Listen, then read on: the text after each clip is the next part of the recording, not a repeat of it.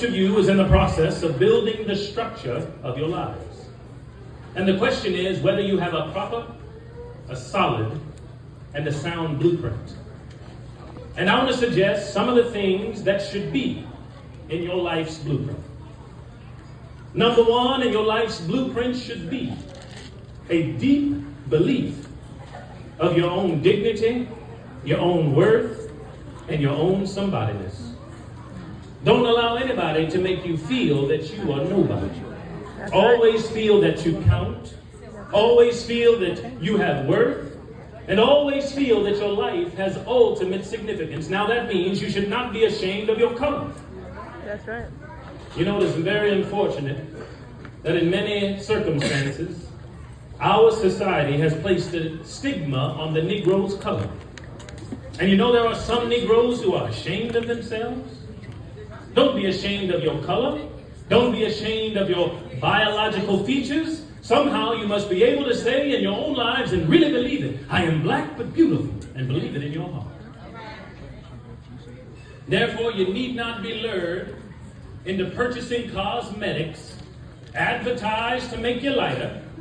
Neither do you have to process your hair to make it appear straight. I have good hair, and as good as anybody else's hair in the world. And we got to believe it. Now, in your life's blueprint, be sure that you have there a principle of somebodyness. Secondly, in your life's blueprint, you must have, as a basic principle, the determination to achieve excellence in your various fields of endeavor. You're going to be deciding, as the days and the years unfold, what you will do in life, what your life's work will be. And once you discover what it will be, set out to do it and to do it well.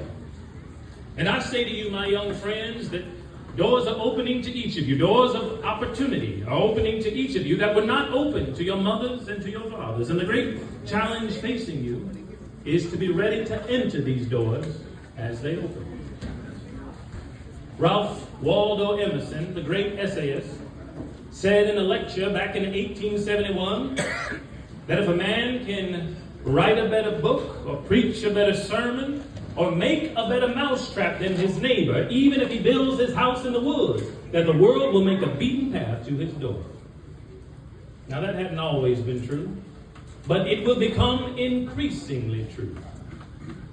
And so I urge you to study hard, to burn the midnight oils. I say to you, don't drop out of school. And I understand all of the sociological reasons that we often drop out of school.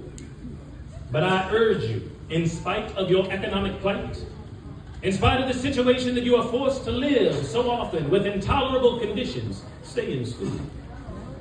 And once you discover what you're going to be in life, set out to do it as if God Almighty called you at this particular moment in history to do it. All right. And don't just set out to do a good Negro job, but do a good job that anybody could do. Don't set out to just be a good Negro doctor, good Negro lawyer, good Negro school teacher, good Negro preacher, good Negro barber, beautician, good Negro skilled laborer. For if you set out to do that, you have already flunked your matriculation exam for entrance into the University of Integration. Set out to do a good job, and do that job so well that the living, the dead, and the unborn couldn't do it any better.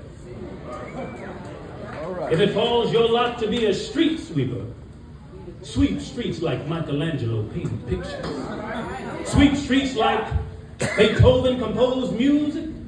Sweep streets like Leontine Price sings before the Metropolitan Opera. Sweep streets like Shakespeare wrote poetry.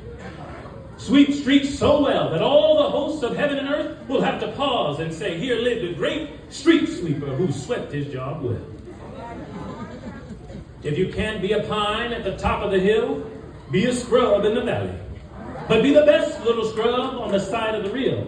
Be a bush if you can't be a tree. If you can't be a highway, just be a trail. If you can't be the sun, be a star. For it isn't by size that you win or you fail. Be the best of whatever you are. Oh, yeah. We already have had some noble examples of black men and black women who demonstrated to us that human nature cannot be cataloged, They in their own lives have walked through long and desolate nights of oppression.